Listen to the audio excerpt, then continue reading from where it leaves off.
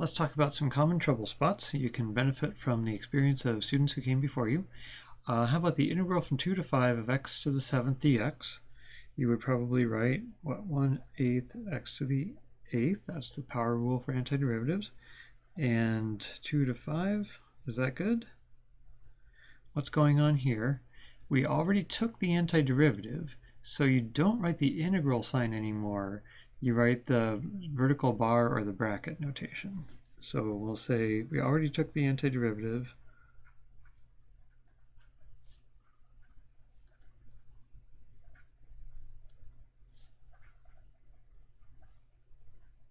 So don't write the integral anymore.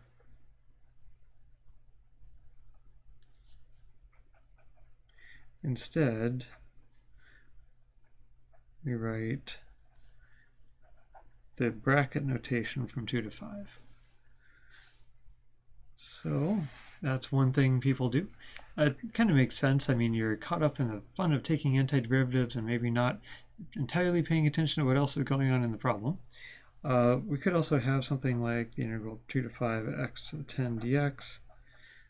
Some people would write that as x to the 10 from 2 to 5. What do you think?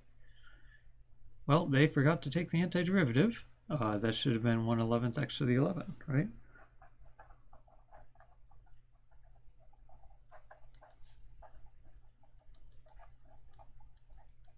You can see how someone would be in such a rush to evaluate things that they would forget to take the antiderivative. How about integral 2 to 5 x to the 4 minus x cubed dx? So go ahead and start writing that out and see if you end up with the same trouble spot I'm going to highlight. Integral of x to the 4th is 1/5 x to the 5th. Integral of x cubed is 1/4 x to the 4th. We've taken the antiderivatives, now we can write from 2 to 5. So this is mostly good so far.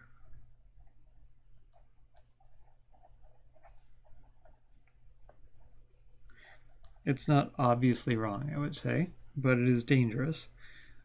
And then it's quite common that someone would do this. They'd say, okay, that's 1/5 x to the 5th minus 1/4 5 to the 4th minus 1/4 2 to the 4th. They would plug in the 5, plug in the 2.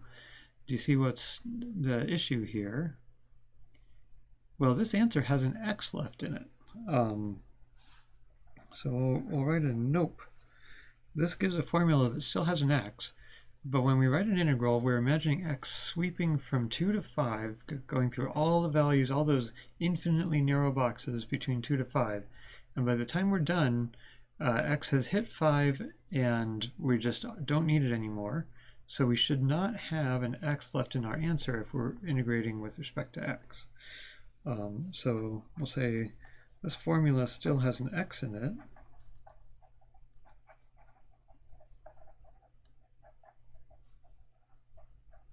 That x right there. But a definite integral should be a single number, or if you have parameters like a or like an amplitude or something, the amplitude might still be there, but not the variable of integration. But a definite integral like 2 to 5 blah blah blah dx should not have any x's left in it.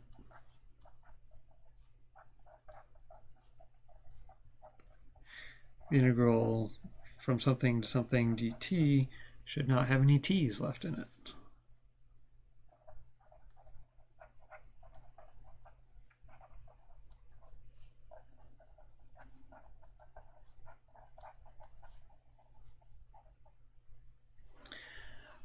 How could we have avoided this problem? Well, the original integral I wrote, some people write it that way, but remember dx is really a width that's multiplying a height. But if I just wrote this without the integral there, you might think that the dx was multiplying the x cubed, but not the x to the 4th. So a better way to write it would be integral 2 to 5 x to the 4th minus x cubed. That's saying, hey, that's the height, and I'm multiplying by dx. And when you actually take the antiderivative, you'd say 1/5 x to the 5th minus 1/4 x to the 4th from 2 to 5, and put a bracket there. And that is reminding you, when you plug in the 5, you have to do it for everything in those brackets.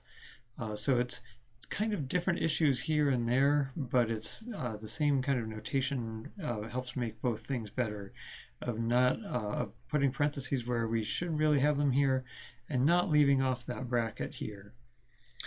All right, and then one last trouble spot to talk about in this video. How about the integral 0 to 2 e to the x dx? Well, what's the integral of e to the x? E to the x, just like the derivative. So you'd say 0 to 2, and plug in the 2, plug in the 0. That's e to the 0, e to the 2 minus e to the 0. Is that just e to the 2? Well, a lot of people think, or they don't take the time to think, e to the 0 is not 0, e to the 0 is 1. So we'll say nope, e to the 0 is 1. You can't just leave it out.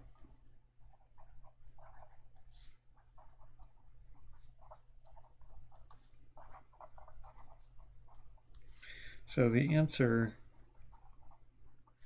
is e to the 2 minus e to the 0, which is e to the 2 minus 1.